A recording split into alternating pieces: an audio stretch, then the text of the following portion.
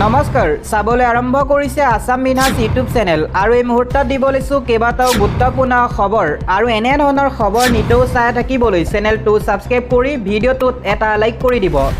এই মুহূৰ্তত দিব লৈছো ৰাতিপুৱাৰ প্ৰথমটো গুৰুত্বপূৰ্ণ খবৰ 2024ত তৃতীয়বাৰলৈ বিজেপি চৰকাৰ হ'ব।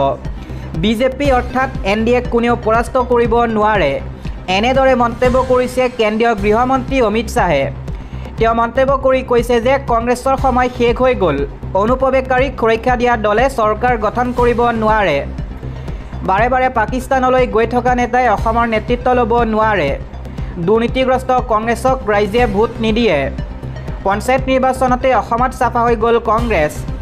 পঞ্চায়তত কংগ্ৰেছৰ প্ৰতিনিধি বিচাৰিবলৈ এতিয়া দূৰবীণ লাগিব। দিব লৈছো আন এটা খবৰ, আকৌ অসমীয়া যুৱতীৰ সৈতে ন্যায় সংঘটিত কৰিলে জঘন্য কাণ্ড। পিতৃৰ বন্ধুৰ জঘন্য কাণ্ডৰ বলি হ'ল এগৰাকী অসমীয়া যুৱতী। জঘন্য কাণ্ড কৰি গুলীওৱাৰ ভাবুকি যুৱতীগৰাকীৰ পৰিয়ালক। পিতৃৰ বন্ধুৰ বাবে ঘৰলৈ সঘনে আহযা হৈছিল লম্পট শ্বহীদ আখতাৰৰ, কিন্তু তাৰেই সুযোগ লৈ মিয়া চাহিদা সংঘটিত কৰিলে জঘন্য কাণ্ড। বঙাইগাঁৱত এতিয়া ন্যায় সংঘটিত কৰিছে ৰাজ্য কঁপাই যোৱা এই জঘন্য কাণ্ডটো। ইতিমধ্যে আৰক্ষীয়ে আটক কৰিছে লম্পট মিয়া চাহিদ আখতাৰক। দিব লৈছো আন এটা গুৰুত্বপূৰ্ণ খবৰ, হিমন্তৰ আঙুলিত ধৰি উঠা বহা কৰা বিষয়াৰ বিপদ নিশ্চিত। উচ্ছেদৰ সৈতে জড়িত চৰকাৰী বিষয়া যাব লাগিব জেললৈ। ভৱিষ্যতে বিপদ নিশ্চিত চৰকাৰী বিষয়াৰ। এই ডাঙৰ মন্তব্য কৰিছে সাংসদ ৰকিবুল হুছেইনে। ৰাজ্য চৰকাৰে চলোৱা উচ্ছেদক লৈ নাৰাজ সুপ্ৰিম কোৰ্ট।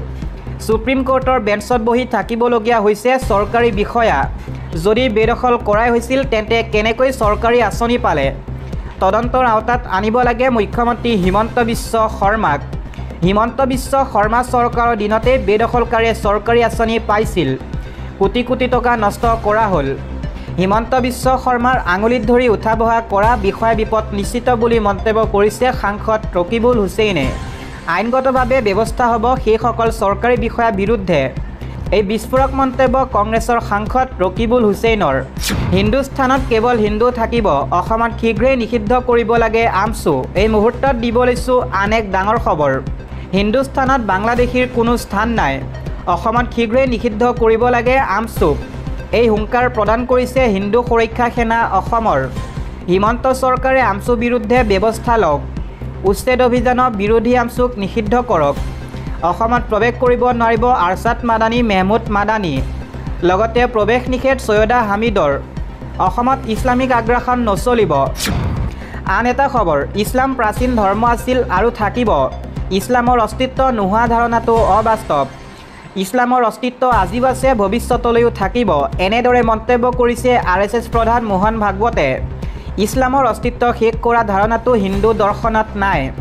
হিন্দু দৰ্শনে পৰস্পৰে মিলি থকাটো বুজায়। হিন্দু মুছলমানৰ মাজত পাৰস্পৰিক আস্থা থকাটো প্ৰয়োজনীয়। হিংসা পৰিহাৰ কৰিব লাগে। ভাৰতত আমি সকলো সমান। সকলে বিশ্বাস কৰি চলিলে সমাধান হ'ব সংঘৰ্ষ। ভাষা জাতি পূজা ধৰ্ম বেলেগ হ'লেও আমি সকলো ভাৰতীয়, কিন্তু সকলোতকৈ প্ৰথম আমাৰ দেশ। এনেদৰে এতিয়া এটাৰ পিছত আন এটা মন্তব্য কৰিছে RSS প্ৰধান মোহন ভাগৱতে। তেওঁ কৈছে যে যিহেতু আমি এখন দেশৰে নাগৰিক, কোনেও পৃথক হ'ব নালাগে। মুছলমানে ভাৰত শেষ কৰা ধাৰণা অন্ত পেলাব লাগে। দিব লৈছো আন এটা গুৰুত্বপূৰ্ণ খবৰ, এবাৰ বঙাইগাঁৱত চলিব প্ৰশাসনৰ বৃহৎ উচ্ছেদ অভিযান। বঙাইগাঁৱৰ ভৈৰৱ পাহাৰ সংৰক্ষিত বনাঞ্চলত চলিব প্ৰশাসনৰ উচ্ছেদ। বেদখলকাৰীক 15 দিনৰ শেষ সময়সীমা বান্ধি দিলে প্ৰশাসনে। বনাঞ্চল দখল কৰা কাকো ৰেহাই নিদিয়া লক্ষ্য জিলা প্ৰশাসনৰ। বেদখলকাৰী ঘৰে ঘৰে জাননী আঁৰি দিছে বন বিভাগে। চৰকাৰী ভূমি খালী নকৰিলে অধিক কঠোৰ হ'ব প্ৰশাসন। উচ্ছেদৰ জাননীৰ পাছতে এতিয়া হাহাকাৰ লাগিছে বেদখলকাৰী। দিব লৈছো আন এটা খবৰ, মুছলমান সমাজৰ ঐতিহাসিক সিদ্ধান্ত, এবাৰ গোৱালপাৰাত সম্পূৰ্ণৰূপে নিষিদ্ধ হ'ল গোমাংস। বৃহত্তৰ মুছলমান সমাজে লৈছে এই ডাঙৰ সিদ্ধান্ত। সম্পূৰ্ণৰূপে চৰ অঞ্চলতো নিষিদ্ধ ঘোষণা কৰা হৈছে। মুখ্যমন্ত্ৰীৰ আহ্বানৰ প্ৰতি সঁহাৰি জনাই নিষিদ্ধ হ'ল মাংস। আজিৰে পৰাই কোনো হোটেলত পৰিৱেশন নহ'ব গোমাংস। বজাৰ বা মুক্ত এলেকাত বিক্ৰীও নহ'ব মাংসবিধ। নীতি উলংঘা কৰিলে আইনৰ যোগেদি দিয়া হ'ব শাস্তি। কংগ্ৰেছী জেহৰুল ইছলামৰ নেতৃত্বত বৃহৎ সভা অনুষ্ঠিত হয়। পশ্চিম গোৱালপাৰা আমবাৰী জিলা পৰিষদৰ সদস্য আছিল জেহৰুল ইছলাম। আমবাৰী মাৰকুলা নলংগা ৰৌমাৰী খৰমুজা লগতে ৰামহৰি খানখোৱা গাঁও পঞ্চায়তে ল'লে এই সিদ্ধান্ত। মিয়াক মৰম কৰাত বাধা নাই, নিযুত মইনা অৰুণোদয় মই দিছোঁ, এই মন্তব্য কৰিছে ৰাজ্যৰ মুখ্যমন্ত্ৰী হিমন্ত বিশ্ব শৰ্মাই। সকলোকে ভাল ৰাস্তা দেখুৱাটো আমাৰ দায়িত্ব। শিলচৰৰ পৰা লখিমপুৰলৈ যোৱাৰ দৰকাৰ নাই। অসমীয়া মানুহটো কেতিয়াও নাহে। বনাঞ্চলতহে উচ্ছেদ হৈছে, চৰত হোৱা নাই। বনত সোমাব নালাগে, সকলোৱে শিকিব লাগে। বন কটাৰ কাৰণেই এতিয়া ঘামি আছোঁ। শিলচৰৰ পৰা লখিমপুৰলৈ যোৱাৰ দৰকাৰ নাই। মই অকল ঘামি থকা নাই, মিয়াও ঘামিছে। বনাঞ্চলত উচ্ছেদ হৈছে, চৰত হোৱা নাই। মুখ্যমন্ত্ৰী হিমন্ত বিশ্ব শৰ্মাৰ এই বিস্ফোৰণ।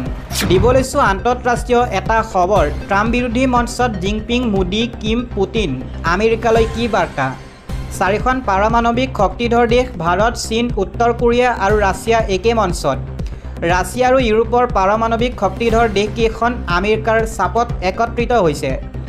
অহা সপ্তাহত চীনৰ তিয়ানজিনত অনুষ্ঠিত হ'বলগীয়া নিৰাপত্তা সন্মিলনত একেখন মঞ্চত উপস্থিত থাকিব শ্বি জিনপিং, ভ্লাডিমিৰ পুটিন আৰু নৰেন্দ্ৰ মোদী।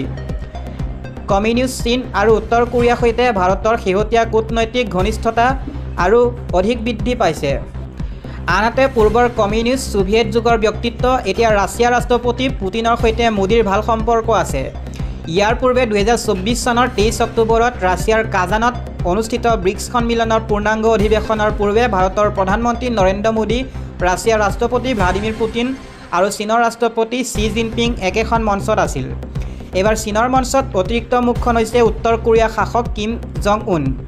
বিশ্লেষণসমূহত কোৱা হৈছে যে আমেৰিকাৰ ৰাষ্ট্ৰপতি ডনাল্ড ট্ৰাম্পে অতিৰিক্ত শুল্ক আৰোপ কৰি বিশ্ব বাণিজ্যৰ প্ৰতি ভাবুকি কঢ়িয়াই অনা কাৰ্যকলাপৰ মাজতে তেওঁলোকে একত্ৰিত হৈ শক্তি প্ৰদৰ্শন কৰিছে। চীনৰ উত্তৰ বন্দৰ চহৰ তিয়ানজিনত অহা 31 আগষ্টৰ পৰা 1 ছেপ্টেম্বৰলৈ আঞ্চলিক নিৰাপত্তা সন্মিলন অনুষ্ঠিত হ'ব। চাংহাই সহযোগিতা সংস্থাৰ উদ্যোগত এই সন্মিলন অনুষ্ঠিত হ'ব। ৰাছিয়া, ভাৰত আৰু চীনৰ উপৰিও মধ্য এছিয়া, মধ্যপ্ৰাচ্য, দক্ষিণ এছিয়া আৰু দক্ষিণ পূব এছিয়াৰ আন 20খনতকৈ অধিক দেশৰ নেতাই ইয়াত অংশগ্ৰহণ কৰিব। সংবাদ সংস্থাৰ বাতৰিত কোৱা গৈছে যে একেখন মঞ্চত জিনপিং, কিম, পুটিন আৰু মোদীৰ উপস্থিত শুল্ক সন্দৰ্ভত ট্ৰাম্পৰ নীতি বিৰোধিতা কৰা আৰম্ভ কৰি অৰ্থনীতি, নিৰাপত্তা আদিকে ধৰি বিভিন্ন বিষয়ত দক্ষিণৰ দেশসমূহৰ শক্তিশালী সংহতিৰ বাৰ্তা কঢ়িয়াব। ভাৰতৰ প্ৰধানমন্ত্ৰী নৰেন্দ্ৰ মোদীয়ে প্ৰায় 7 বছৰৰ মূৰত চীন ভ্ৰমণ কৰিব। 2020 চনত সীমান্ত সংঘৰ পিছৰে পৰা দুয়োখন দেশৰ মাজত সম্পৰ্ক উত্তেজনাপূৰ্ণ হৈ আছিল। কিন্তু শেহতীয়াভাৱে উত্তেজনা হ্ৰাস কৰা পদক্ষেপ লোৱাৰ বাবে এই ভ্ৰমণক তাৎপৰ্যপূৰ্ণ বুলি ধৰা হৈছে। পৰ্যবেক্ষকৰ মতে জিনপিং, মোদীৰ বৈঠকে সীমান্তৰ পৰা সৈন্য প্ৰত্যাহাৰ, বাণিজ্যিক ৰেহাই আৰু ভিজাৰ সুবিধা প্ৰদান আদিৰ দৰে ঘোষণাৰ বাট মুকলি কৰিব পাৰে। দিব লৈছোঁ আন এটা খবৰ। যোৰাবাটত কৃত্ৰিমবানে উটুৱাই নিলে এগৰাকী যুৱকক। সন্ধানত চলি আছে SDRFৰ অভিযান। কৃত্ৰিম বানপানীয়ে যোৰাবাটত ভয়াৱহ আতংকৰ সৃষ্টি কৰি বিস্তৃত অঞ্চল বুৰাই পেলোৱাৰ লগতে বৃহস্পতিবাৰে এগৰাকী বাসিন্দাক উটুৱাই লৈ যায়। প্ৰায় 10 মাইলৰ দূৰত্বলৈ এজন লোকক বানপানীয়ে উটুৱাই নিয়াৰ খবৰ পোৱাৰ পিছত পৰিস্থিতি অধিক আতংকিত হৈ পৰে। যোৰাবাটৰ 15 মাইল এলেকাত বানৰ পানীয়ে উটুৱাই লৈ যায় যুৱকজনক। সন্ধানহীন হৈ পৰা ব্যক্তিজনক 26 বছৰীয়া ৰোহিতাছ চৌধুৰী বুলি চিনাক্ত কৰা হৈছে। সোণাপুৰ আৰক্ষী ৰাজ্যিক দুৰ্যোগ সঁহাৰি বাহিনীৰ দলে তীব্ৰ অনুসন্ধান আৰু উদ্ধাৰ অভিযান আৰম্ভ কৰে। জানিব পৰা মতে যুৱকজনৰ কোনো সন্ধান পোৱা নাই আৰু এতিয়াও অভিযান অব্যাহত আছে। কৰ্তৃপক্ষই পৰামৰ্শ জাৰি কৰি স্থানীয় বাসিন্দাসকলক সতৰ্ক হৈ থাকিবলৈ, প্লাবিত অঞ্চল প্ৰৱেশ নকৰিবলৈ আৰু পৰিস্থিতি সুস্থিৰ নোহোৱালৈকে উদ্ধাৰকাৰীৰ সৈতে সহযোগিতা কৰিবলৈ আহ্বান জনাইছে। এই ঘটনাই অসমৰ নগৰ আৰু অৰ্ধনগৰ অঞ্চলত কৃত্ৰিম বানপানীৰ ভয়াৱহ প্ৰভাৱক পুনৰ চৰ্চালৈ আনিছে। লগতে পানী নিষ্কাশন ব্যৱস্থাপনা আৰু দীৰ্ঘম্যাদী প্ৰতিৰোধমূলক ব্যৱস্থাপক লৈও প্ৰশ্ন উত্থাপন হৈছে।